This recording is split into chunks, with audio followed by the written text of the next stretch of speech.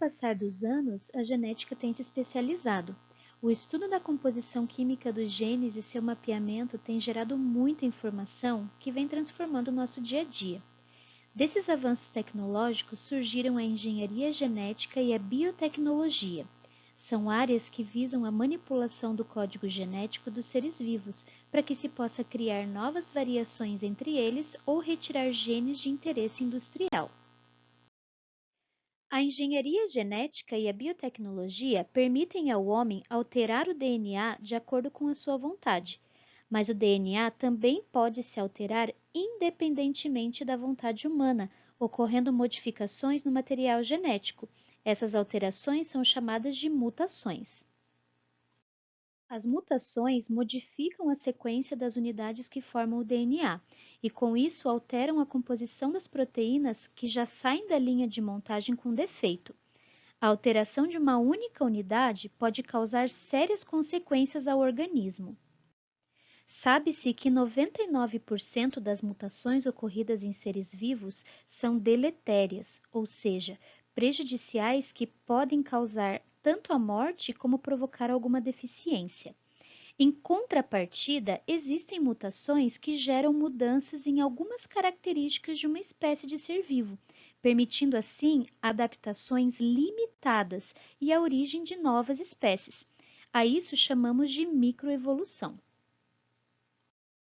Você já deve ter ouvido comentários sobre os produtos transgênicos, isso é, seres vivos cujo DNA foi modificado em laboratório. Esse tema já provocou muitas discussões.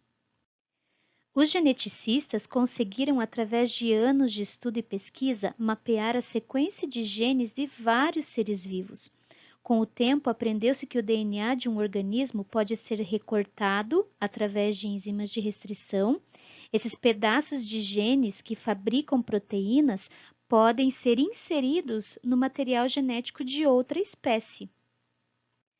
Um exemplo disso é o gene que produz a insulina humana.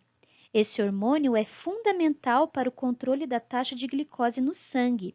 Os geneticistas recortam o gene humano para a produção de insulina e o transplantam em uma bactéria. Como as bactérias se reproduzem em grande quantidade, começaram a produzir insulina como parte do processo de reprodução. E então, estoques de insulina começaram a ser produzidos pela técnica da transgenia.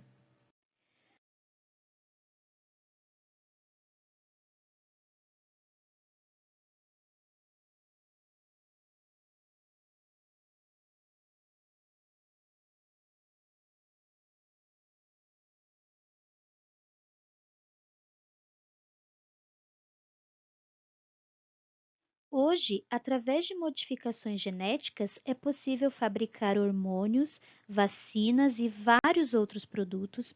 Pode-se alterar a constituição dos seres vivos, como produzir peixes com tamanho maior do que o natural, frangos com menos gordura, vacas que podem produzir leite com vitaminas. Os alimentos também podem ser alterados, como o arroz com vitaminas de outros alimentos e etc. Mas como é o processo de produção de um transgênico? Uma característica específica de determinada espécie de ser vivo é escolhida para ser inserida no DNA de outra espécie.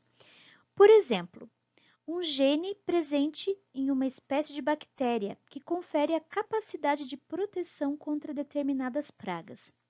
Esse gene bacteriano vai ser isolado, copiado, retirado do material genético da bactéria e inserido no tecido de uma espécie de planta.